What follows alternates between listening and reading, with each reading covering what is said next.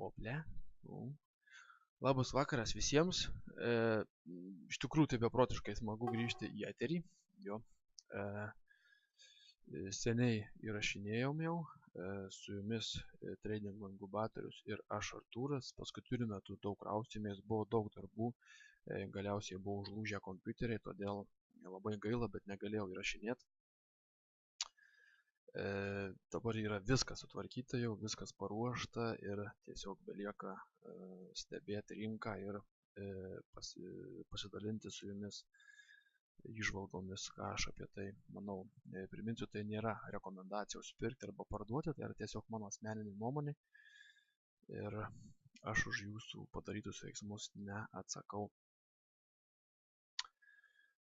Pradėsime nuo euras USD poros. Pasakysiu prieš tai dar, kad nepamiršau, kad bet kokiu atveju šiuo metu, manau, rinkoje yra toksai nesusipratimas.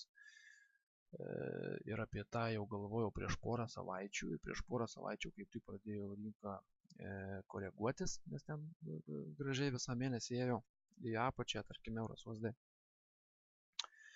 Taigi ir čia hebrai salėje vis minėjau, kad gali būti daug stopų išlakstyti ir toliau ir panašiai. Tai aišku, čia priklauso nuo kiekvienos strategijos, jei kažkas ten skalpuoja ten 5 minučių grafike, ar ten tiesiog stiklinės ir kažkur tai ten visai yra kita sistema, kas palieka day tradingų, tarkim, tenais dienos prekybai, tai jau buvo iš tikrųjų pakankamai daug tokių niuansų, kur tikrai galėjau išlakstyti daug stopų, nes vieną dieną visiškai absoliučiai dominuoja buliai, be jokio atsikvėpimo, tarkim, kitą dieną visiškai absoliučiai dominuoja meškos ir trečią dieną vėl buliai, tai jau aišku yra, kad neapsisprendimas ir kad iš žvakių nuspręs, tarkim, kažką jau yra sunku, tai jau apsunkina iš karto mūsų prekybą. Taigi euras USD nusibrėžęs esu lygį nuo 1.300 iki 1.250, tai yra 500 punktų riba, kuri iš tikrųjų visai galima ateinančių metų, bet 1.29 patikrintas iš tikrųjų, manau, gražiai. Ir galbūt dabar ties kaina toliau važiuos į apačią, va čia atšoko nuo tos vietos gražiai, kol kas penktadienį susidarė raudonai, tai neigiamai. Bet kokiu atveju šita pora yra krentančiam trende. Tai galbūt čia tik tais banga ir važiuosim į apačią. Aš šitą porą orientuočiausi tik tais į pardavimus, bet aš asmeniškai ją labai mažai prekiauju šitą porą, nes man jinai nepatinka. Aš randu kitokių su eurų porų, kurios man yra mielesnės. Taigi, šičia reikėtų vis tik tais, manau, žiūrėti pardavimus, bet aišku, jau čia jie turi būti pagal tam tikras strategijas, vėl 4 valandose mažinti grafikus ir žiūrėti, kas tenais vyksta, nes paskutiniu metu, sakau, tokių gali būti visokiausių negražių, nešvarių tų spyglių ir panašiai. Dieniniam grafike iš tikrųjų tai matosi gražiai, kad čia yra tikrai lygis, tiek tas, ir čia jis jau yra dabar tikrinamas.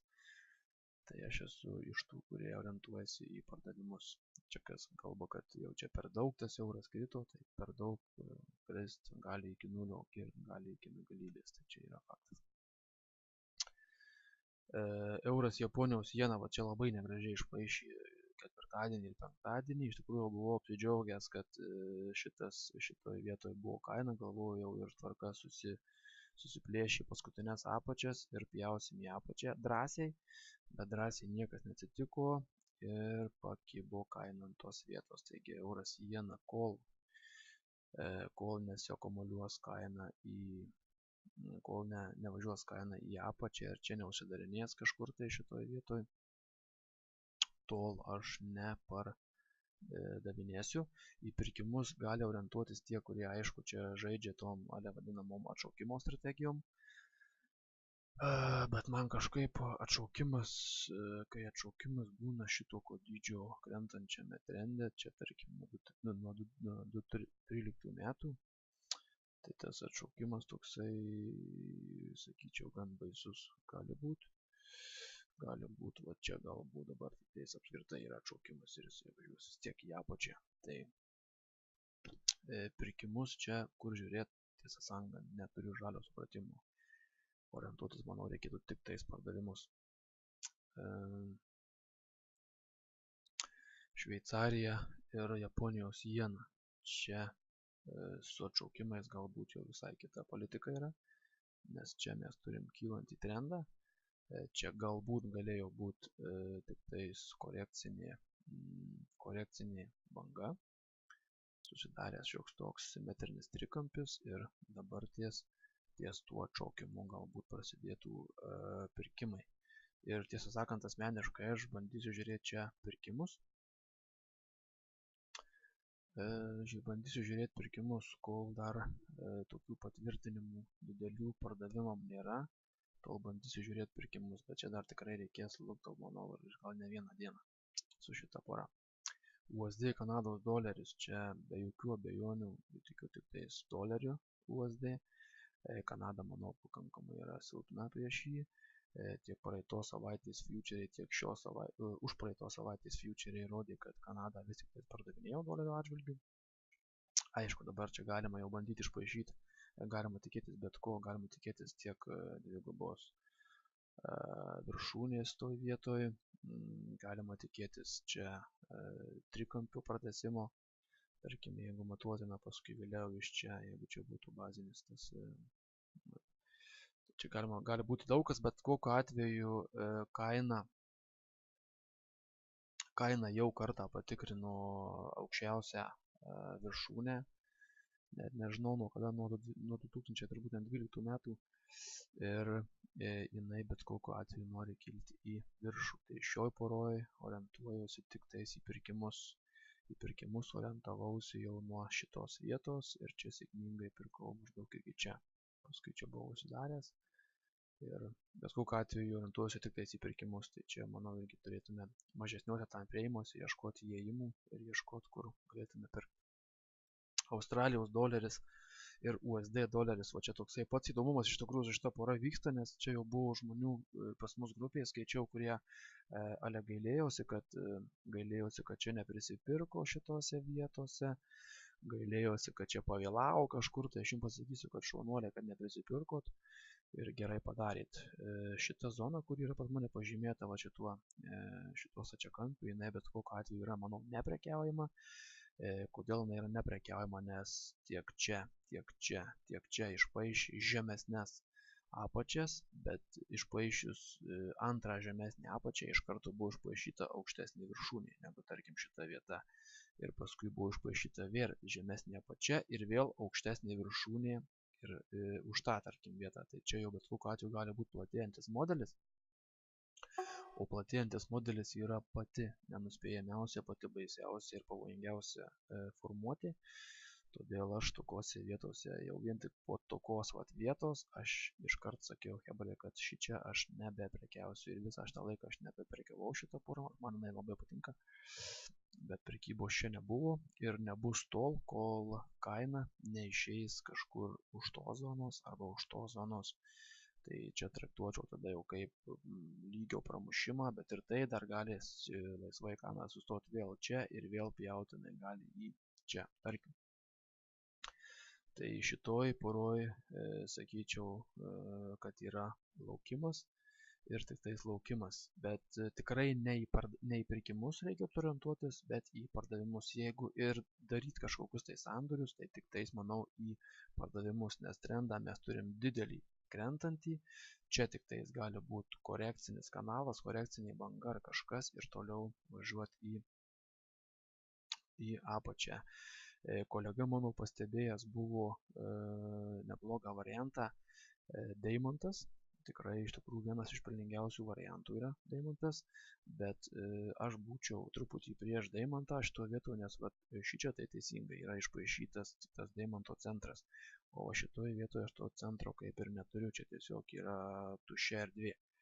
Tai su Deimantu aš nesutikčiau, nors tada jau būtų galima orientuotis aišku į šitą variantą, bet visą laiką prieš susidarant Deimantui nepamirškit, kad kaina didelė jėga būna iki jo atėjus. Būna keletą žvakių, kurios būna didelės. Ne taip kaip šitoje, tarkim, vietoje. Tai ir tada būna prasilaužimas ir vėl didelė jėga užsipildo tą vadinamą tokią vietą. Tai čia kol kas traktuot kaip deimantą iš tikrųjų, manau, būtų nelabai teisinga. GBP ir Japonijos jena. Čia atšaukimas, vat jau tuos atšaukimus aš būčiau linkęs labiau vertinti kaip atšaukimus, kad jie važiuos dabar jau tikrai į viršų. Na, dabar jau tikrai negaliu sakyti, bet pagal viską, kas yra matoma, nes tai yra kylantis trendas ir atšauko tikrai, gan sakyčiau, nuo stipraus lygio, kuris vieną kartą, tai yra 2013 metais gegužę, paskui 2014 metais rugsėjį ir dabar tai spalį suveikė tas lygis, atkreipkite dėmesį, yra 1,700, kol kas jo neprasimuš. Tai greičiausiai, kad ir dar sykį jį bandys tikrinti. Jau patikrinu, aišku, ir aš linkęs būčiau labiau į pirkimus. Šitoje vietoje bet kokiu atveju labiau kur kas tikiu, tarkim, svarų negu kažkokio tai jeną. Na ir paskutinis variantas yra Australijos doleris ir Japonijos jena. Čia visi signalai iš tikrųjų yra pirkimo šiuo atveju, jeigu žiūrėsim, tarkim, į tokį variantą dieniniam grafike. Tai yra pirkimas 1, 2, 3, 1, 2, 3, bet man ramybės neduoda šita vieta. Ir kita vieta, kad Australas yra paskutiniu metu netoks stiprus iš tikrųjų, tai aš orientuojuosi truputį kitaip. Galbūt galimas čia yra apsisukimas, nes čia yra paskutinė viršūnė, kuri niekada daugiau nebuvo pasiekta nuo 2012 metų. Niekaip jos nesugebėjau pasiekti ir čia dabar galbūt daro tiesiog korekcinę bangą ir ta korekcinė banga atrodytų maždaug kaip vėliava vėliau. Arba tada, jeigu jau tas variantas nepasiteisina, tai bet kokiu atveju, manau, šičia pirkimus daryti tikrai būtų beprasmiška šitoje vietoje, nes jau vieną kartą 61 yra patikrintas šitoje vietoje, tai aš vis tiek orientuosiuosi tik į pardavimus, nes orientuosiuosi į jį kaip į korekcinę bangą, kuri nuvažiuos į apačią. Nes kad ir visas trendas yra kylantis, trendas bet kokiu atveju yra kylantis, bet man iš patirties ramybės neduoda tai, kad iš tikrųjų ilgą laiką čia buvo double susidarius, kuri iš tikrųjų neišstengė daug kažko padaryti. Nu, vis kilo, aišku, bet šitas taškas yra, matau, tikrai pakankamai stiprus, šitas pakankamai stiprus ant 61 ir čia padaryta yra žemesnė apačia, tai aš būčiau linkę šitą porą pardavinėti. Taigi turbūt šiam kartui tiek. Ir palinkėsiu visiems geros savaitės, geros prekybos, nepamirškite valdyti riziką ir prieš atidarinėdami sandorį turėkite bent 2-3 minimum priežastis, kurios leistų jums pasakyti pagal kažkokius tai kriterijus, kad iš tikrųjų tai reikia atidarinėti pirkimą arba pardavimą. Negalvokit taip, kaip galvoja dauguma. Aš galvoju, kad turėtų kristi, nes per daug jau kilo. Ne, taip negalvokit. Taigi tiek ir susimatysim greičiausiai ateinantį sekmadienį.